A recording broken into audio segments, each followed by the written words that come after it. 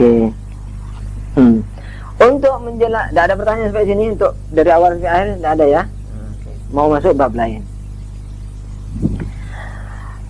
Kita mau menjelaskan 4 perjalanan itu supaya merangsang bahwa kita sebenarnya untuk berproses ke sana. Jadi karena terpaksa harus belajar ilmu akal, harus belajar bersemangat supaya nanti bisa mencapai apa yang semestinya dicapai. Dalam menjelaskan sebelum menjelaskan 4 perjalanan ya, ada yang mau kita terangkan tadi. Nanti 4 perjalanan ini, mukaddimah pertama sudah kita lewati, definisi dan perbedaan dan sampingan-sampingannya. Yang kedua, sebelum kita masuk kepada 4 perjalanan itu, perlu adanya pembagian terhadap alam. Barangkali ini sedikit mengulang, barangkali antum orang sudah dengar dari orang lain sebelumnya, atau dari anda sendiri waktu dulu. Yang namanya wujud. Jadi wujud itu dibagi, kembali wujud lagi. Lo katanya diinggari, itu kan katanya berapa? Tergantung kita orang nanti di sana. Sekarang kita kembali dulu ke alam kita. Wujud ini dibagi menjadi 4 lah, boleh dikatakan ya. Wujud materi, wujud misali, idea, wujud akli, dan wujud ilahi.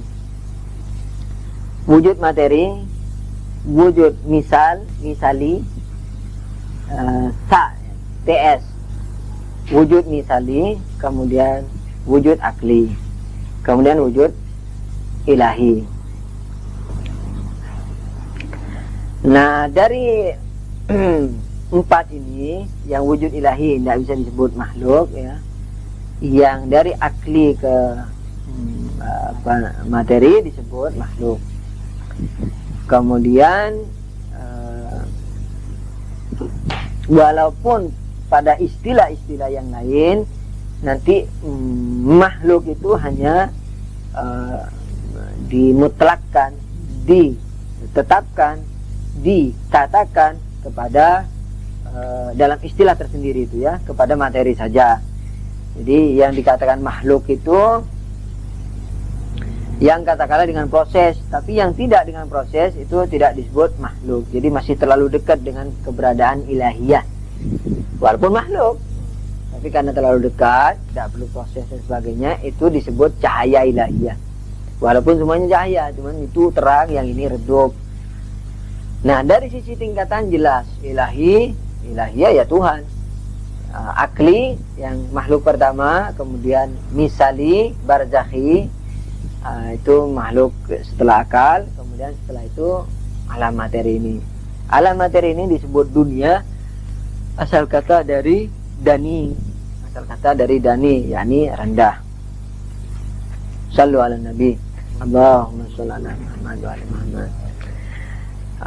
Ini dalilnya yang anda tidak mau cerita, karena nanti ada bab sendiri di filsafat nanti. Mengapa mesti akal dulu yang dicipta, bukan akal manusia lah ya. Kalau tadi akal manusia, yang sekarang akal ini alam, makhluk Tuhan, cuman dinamai akal. Intelijen juga istilahnya. Yang misal itu juga disebut idea, istilah Inggrisnya. Misal akal pelaku, bisa akal faal. Pelaku yakni yang menciptakan bumi. Jadi Allah pertama kali mencipta akal ini mencipta akal pertama mencipta akal kedua, ketiga, keempat, dari kedua mencipta ketiga, empat, keempat, dari empat ke lima, dan seterusnya sampai mendekati misal. Dari misal nanti dengan izin Tuhan semua ini mencipta misal yang lebih rendah, terus sampai kepada materi. Mengapa itu insyaallah nanti pembahasannya di filsafat. Nah, apa sih alam misal dan apa alam akal? Alam materi apa? Alam materi jelas, yaitu yang mempunyai 4 dimensi, panjang, lebar, tebal, dan waktu. Sebelum Mullah Sadra dibilangnya 3 dimensi aja, karena diyakini bahwa gerak itu dikatakan sebagai suatu proses yang terjadi pada suatu sifat saja, pada aksiden, tidak pada zat atau tidak pada substansi. Nah, tetapi Mulassadrah membuktikan bahwa substansi dan zat ini pun bergerak. Oleh karena itu maka karena secara zati, secara substansi yang namanya materi itu bergerak, tidak hanya sifatnya, maka dalam definisi materi yang satu sisi ini pun ditambahkan, yaitu karena ada gerak pasti ada zaman, karena definisi zaman adalah jarak gerak.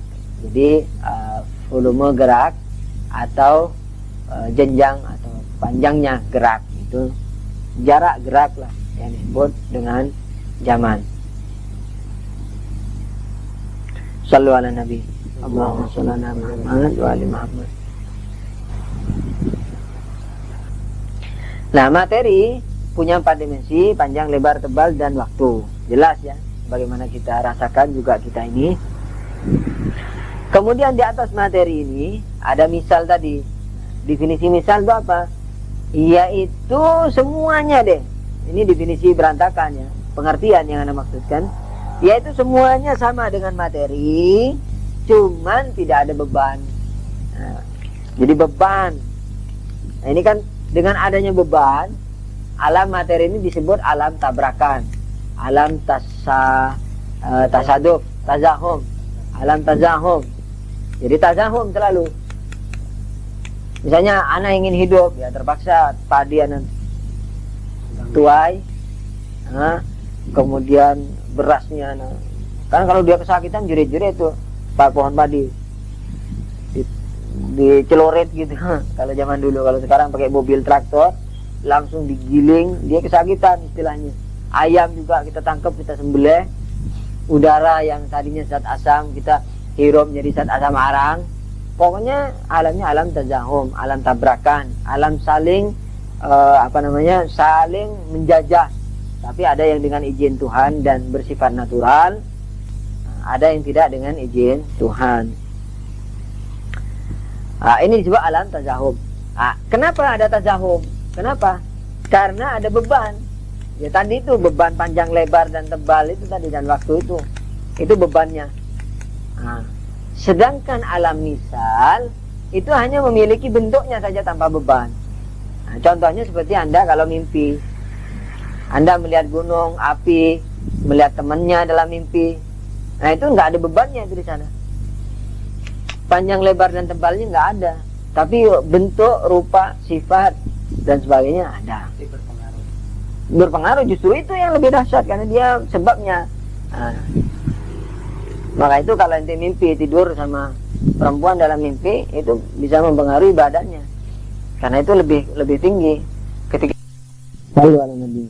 Allahumma shalli ala Muhammad wa ala Muhammad. Nah, alam misal ini tidak berbeban ya.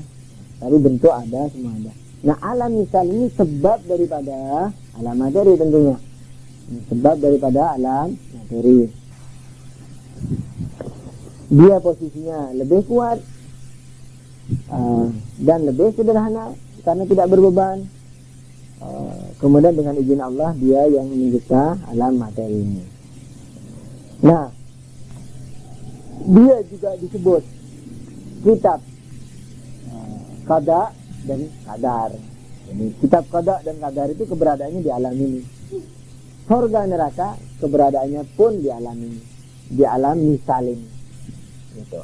Itu nanti ada pembahasannya. Apakah ma'ad atau kiamat, hari kebangkitan itu, apakah dengan benda beban ini, yang mengandung beban ini, dengan badan yang mengandung beban, atau tidak mengandung beban. Nah, itu ada dua mazhab, sekalipun di Syiah. Yang ahli kalam umumnya mengatakan dengan beban yang ada, cuma lebih canggih, tangan bisa bicara katanya, kulit bisa bicara, sebagaimana yang ada dalam Al-Quran. Tetapi yang filosof dan urasa mengatakan tidak, justru yang enggak, bukan ruh juga. Jadi ruh dengan badan, tapi badan misali, yang alam misal tadi itu. yakni bentuk ada semua tapi beban tidak ada. Maka itu dia bisa bicara tangan ini, karena tangan yang benda ini umumnya benda Itu ciri khususnya benda. Jangankan sisi dengan sisi yang lain, keberadaan dirinya udah nggak tahu. Misalnya benda ini panjang, lebar, dan tebal ya. Lebarnya ini tidak mengerti kalau di sini ada panjang. Panjangnya tidak mengerti kalau di sini ada lebar. Nah, bahkan lebarnya ini sendiri tidak ngerti kalau dia ada dan dia lebar. Nah, oleh karena itu kalau nanti di hari kiamat ya benda seperti ini, ya tangan tetap akan membisu. Tuhan kan maha mampu untuk merubah tangan, bukan maha mampu untuk membuat tangan bicara. Sebab ketika tangan bicara keluar dari esensi tangan. Seperti inilah, bisakah Tuhan memasukkan bumi ke dalam telur tanpa mengecilkan bumi dan tanpa membesarkan telur? Kan tidak bisa. Tapi bukan Tuhan yang tidak bisa, telurnya yang tidak bisa menerima perintah Tuhan. Ayo terima bumi. Tidak bisa ya Tuhan. Dan engkau tidak mungkin memerintah seperti itu. Engkau ini maha suci. Engkau yang biasanya la yukallifullahu nafsan illa wus'aha. Allah tidak memberi beban kecuali dengan kemampuannya. Jadi pertanyaannya itu sudah salah. Jadi keyakinan bahwa nanti tangan ini bisa bicara itu keyakinannya itu sudah salah. Tapi kalau ditinjau dari sisi filosofis yang lebih dalam, orang biasa tidak ngerti. Tapi kalau telur dengan ini bumi, insya Allah orang biasa ngerti. Tapi mungkin juga ngotot bisa, kalau Allah mau bisa, mungkin tanpa gedein telur, tanpa ngecilin bumi bisa. Kalau Tuhan mau gimana? Pokoknya Tuhan tidak tahu Tuhan. Itu. Atau bicara bukan dengan bahasa bagaimana mulut berbicara, rasanya tangan dengan bicara. Oh, gebukin. Nah, tangan bicara ya ini gebukin. Bahasa tangan.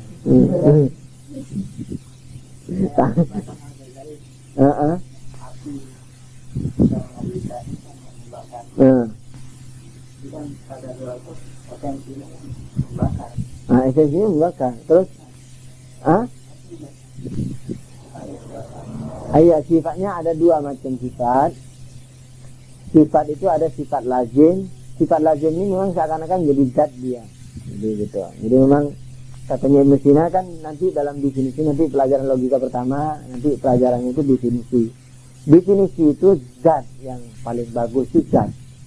Jadi zat yang bisa dikorek, zat ya, bukan zat ini ya. Zatnya sesuatu. Manusia, zatnya apa manusia ini?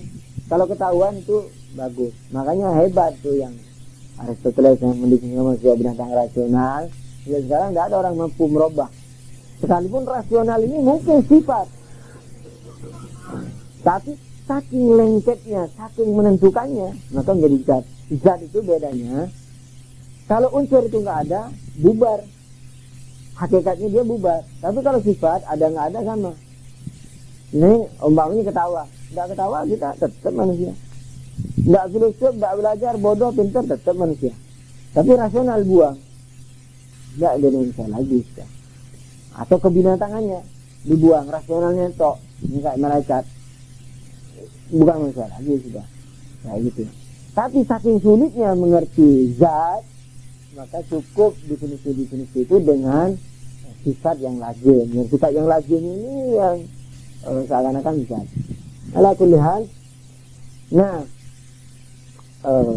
jadi dunia ini dibagi menjadi di atas dunia materinya ada dua alam misal tadi, di mana di sana kitab qada dan qadar. Nah, itu nanti ada pembahasan sendiri insyaallah, dan sebagai qada dan qadar, surga neraka juga di situ tempatnya. Nanti akan ada pembahasan tuh mengapa mesti di situ, dan apa betul itu bukan jasmani, apa betul. Kalau Ghazali lebih ekstrim lagi, jadi surga ada. Surga itu ya di dalam manusia itu, gitu. Jadi surga itu di dalam manusia. Jadi ketika ente misalnya makan ayam, yang lezat itu lidahnya atau jiwanya. Nah, itu jiwanya. Jadi kelezatan jiwa lebih dalam katanya. Jadi nanti makan di surga itu bukan itu maksudnya. Kalau itu lezatnya terbatas. Kelezatannya hakiki karena yang mencipta, yang merasakan lezat itu adalah batin seorang, maka menghayal memakan itu sudah lezat cukup. Nggak perlu makan di sana. Tapi kalau urafanya orang sini enggak makan. Jadi menghayal makan langsung ada makan. Itu ada nantilah pembahasannya. Ada kun fayakunnya di situ, ada ayat-ayat ini segala macam. Ini kalau tak, bukan anaknya ente ya?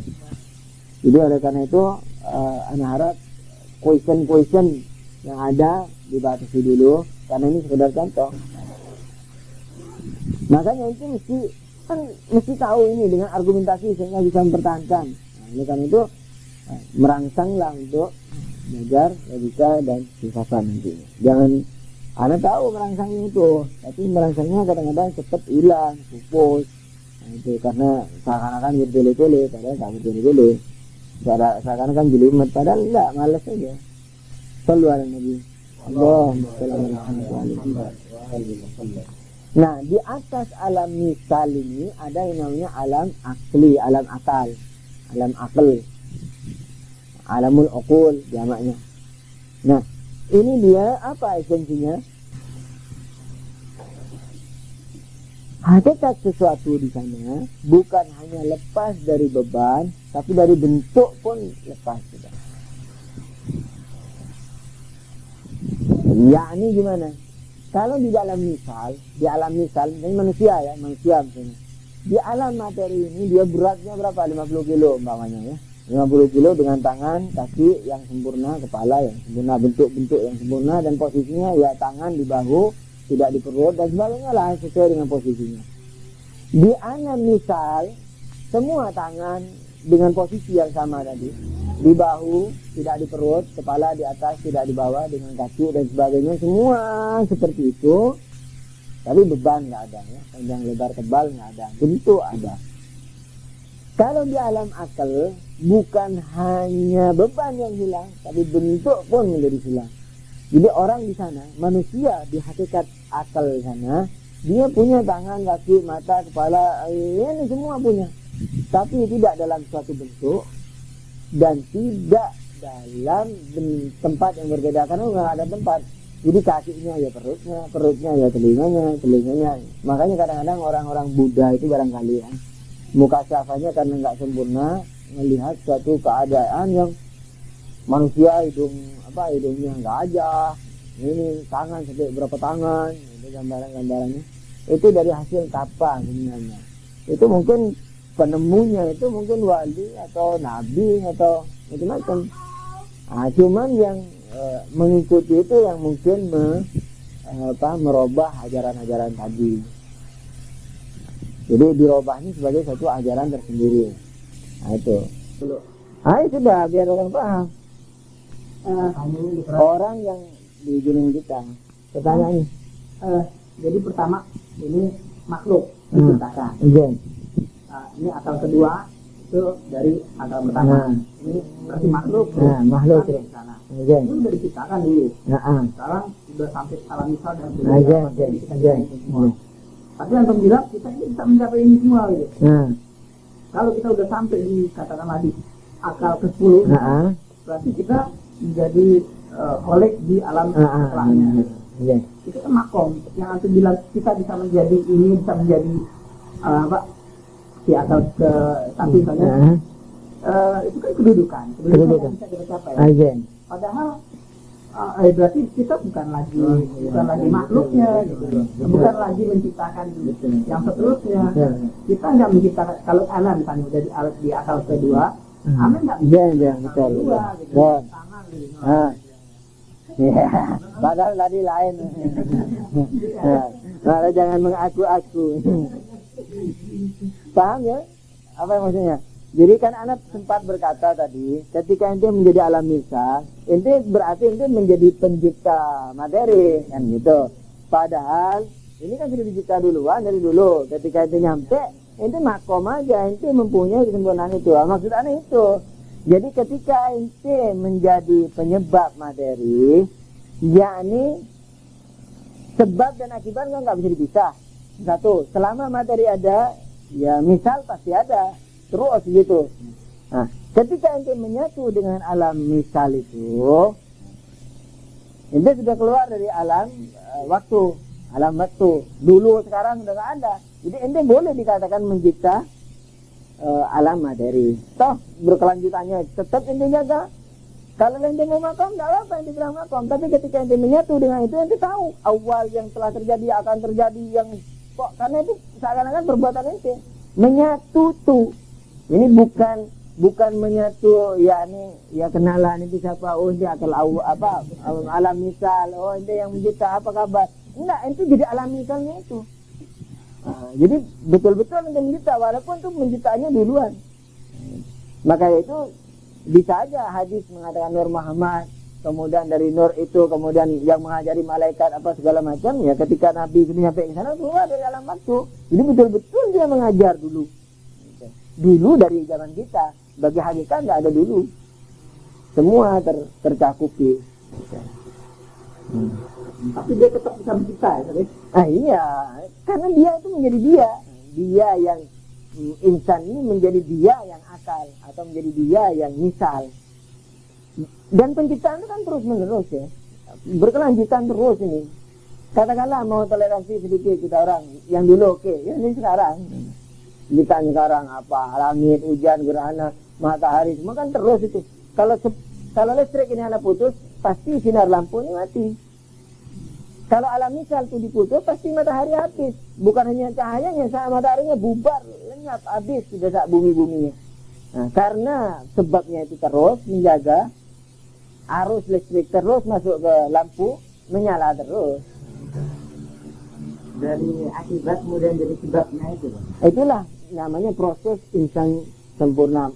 Menyempurnakan diri itu bukan ente berakhlak sempurna. Akhlak sempurna itu hanya gejala zahir. Yang sesungguhnya terjadi itu ente memproses diri untuk menjadi sebabnya itu. Kalau misalnya itu dilanjutkan, ini mungkin anak terpengaruh pada ini. Jadi melihat pada ini pergerakan material ya. Jadi ketika misalnya Muhammad itu berproses, ketika dia berproses mau ke makom yang paling dekat, waktu dulu anak-anaknya dia, waktu masih jumlahnya dia, itu kan belum pada tahap itu ada materialnya. Nah, ketika dia sampai, bagaimana pada anak-anaknya itu? Apakah dia diciptakan lagi gitu? Laginya dalam tanda petik. Anak-anaknya waktu dia sebelum sampai, ketika masih anak-anak. Nah, kan di kita nih, anak-anak ini. Belum nyampe. Iya dong. Sudah sempurna 40 tahun misalnya. Sudah 40 tahun. Kalau ini pada tahap akal sudah tidak kenal waktu kan? Ada penciptaan nanya. Pada waktu remajanya itu diciptakan oleh sekarang gitu. Karena ente mau minta dikias lagi ke waktu. Iya. Kalau ente tidak mau kias waktu, ya tidak ada sekarang, tidak ada dulu. Kalau ente mau kembali ke waktu lagi, berarti dirinya mencipta dirinya, nggak apa-apa mencipta badannya. Jadi rohnya, makomnya mencipta badannya. Jadi persoalan penglihatan yang material yang apa namanya? Materialnya itu yang memang itu untuk dipahami insya Allah bisa walaupun susah. Tapi kalau share wasuluk nanti itu menjadi halaman tobat-tobat ada 2 badan dulu. Lagi ceritanya. Nah, tidak ada masalah 2 badan, 3 badan. Orang yang ahli tirakat di sini bisa 12 orang. Ada di sini orang bisa jadi 12 orang bisa. Tidak harus pakai ahli itu. Kalau gitu-gitu itu menjelma, mencipta. Orang biasa mencipta. Umumnya orang kalau mencipta hantu sangat bisa. Mencipta hantu. Ente di kuburan, dikejar lari, tinggi kayak pohon kelapa. Itu ciptaannya sendiri. Dan antinya ada itu. Dia ciptaan sendiri. Dia hayanya kuat sampai ke titik yang tidak ada ragu hatta satu rambut pun fayakun. Manusia gitu. Kalau ente mau gitu. Makanya yoga apa itu enggak. Asma itu bukan apa-apa sebenarnya. Itu proses untuk yakin. Ketika ente yakin hatta enggak pakai asma. Sas yakin. Mas. Tapi apa bisa? Sedikit aja. Makanya tirakat asma, makanya aneh sedih melihat teman-teman belajar asma, dibawa kemana asma yang menggegerkan gunung, yang malaikat dengan asma yang sesungguhnya itu tidak sanggup melihat, ente tidak sanggup. Nah, dibuat serius ente asal nilai mati. Ada dulu pintar, dia masih sini pintar sampai bisa menyambung orang yang luka bisa. Wallahi pernah melakukan asma, doa kepada Allah tirakat, nyambung lagi. Karena si A dibuang. Biasanya foto itu juga materi.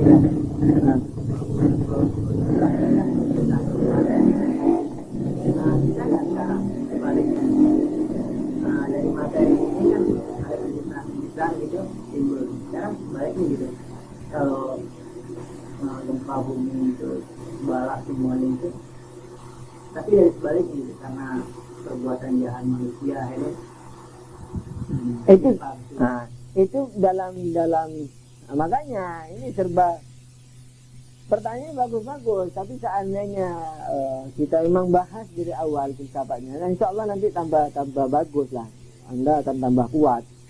Sebab itu bermacam-macam, ada sebab fa'ili, ada sebab aktif, sebab hakiki yang mewujud, ada sebab isti'dadi. Sebab isti'dadi ini sebab pendekat. Kayak tukang, kalau nggak ada tukang bisa nggak ada tembok ini? Nggak ada. Tapi tukang itu bukan penyebab tembok, makanya dia bisa pergi. Sementara dalilnya mengatakan sebab akibat itu nggak bisa dipisahkan selamanya. Mana sebab hakikinya? Ya semen ini, semen kapur yang telah jadi tembok ini, itu sebab hakikinya. Jadi kalau kita ambil semen ini, bongkar dia, temboknya hilang. Batu batanya kita ambil, hilang temboknya. Tukangnya apa? Pendekat aja. Pesanannya ini, Pak bangun ya di rumah saya, pendekat saja. Jadi tadi bala yang timbul dari kemaksiatan, maksiatan itu pengundangnya. Ya Tuhan, ana bermaksiat nih, datengin. Karena otomatis tidak perlu diminta, maksiat bala. Kalau sudah sampai batas tertentu ya, itu memang sudah manggil. Kita ada gitu juga di dalam ya tadi kan. Itu bukan penciptaan namanya, penciptaannya tetap dari atas. Tapi permintaannya ini ketika orang berbuat maksiat, ini kayak saya yang mau bangun rumah minta ke tukang ayo bangun di rumah.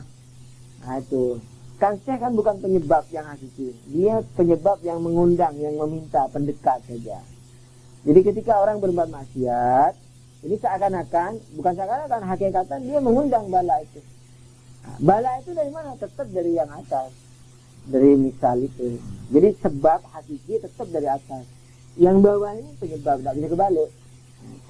Tapi penyebab? Dia penyebab pendekat, penyebab yang mendekatkan saja. Itu yang bawah. Penciptaan gempa bumi yang dimaksud tadi. Ini bala. Iya, bala kan dari maksiat katakanlah. Maksiat itu penyebab, tapi penyebab pendekat saja. Sementara penyebab hakikinya tetap dari gempa bumi, tetap dari alam misal. Bedanya alam misal.